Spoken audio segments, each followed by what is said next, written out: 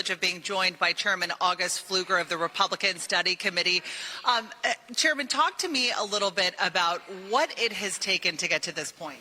Well, so much hard work. I mean, the fact is that Republicans have come together and united behind the promises that Donald Trump made to the American public, and we're delivering on historic legislation, and it really is. I mean, a lot of credit goes to Mike Johnson, to the Speaker.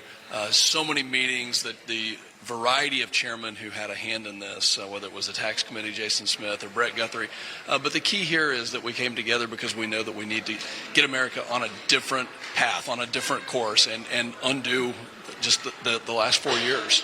I think a big question for a lot of our viewers that are waking up with Newsmax on Wake Up America, they know that, of course, we've talked about how this has gone all night. The House Rules Committee was open for almost 22 hours. We heard House Speaker Mike Johnson thanking Virginia Foxx, who chairs that committee, for being the Iron Lady, taking about 2 small breaks.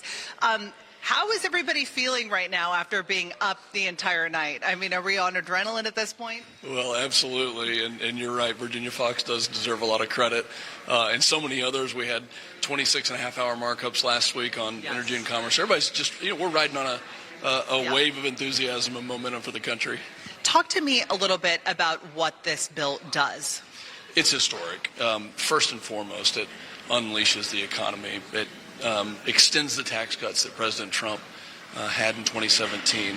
We're saving money, garnering savings to cut fraud, waste, and abuse, unleash American energy, secure the border. I mean, every promise that President Trump made is being delivered on in this bill, and that's what I think is so special about it. And what did it take to get to this point? It seemed that yesterday we had maybe around a dozen members who just were not on board yet. Obviously, there was a key meeting with members of the House Freedom Caucus at the White House with House Republican leadership.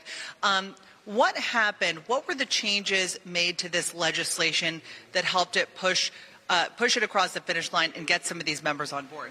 Really, it was small changes and tweaks. Let's go back 4 or 5 months ago, when I think Republicans had to understand and get our arms around the fact that we need to save some money, that $1.5 trillion in savings was the target. And we really, as chairman of the Republican Study Committee, pushed leadership in that direction, that $37 trillion in debt, we cannot sustain that. But we also know that we need to extend tax cuts to make sure that our American working families can succeed and they can put more money into their pockets. Had we not passed this, you're talking $2,500 a year additional tax money that would not have gone into their pockets, that would have gone to the government. That's what was at stake here. And just in terms of where things go from here, obviously there is this now heads to the Senate for consideration. They're going to be working on this for the next few weeks. What changes might we expect there, based, of course, on the rules in the Senate?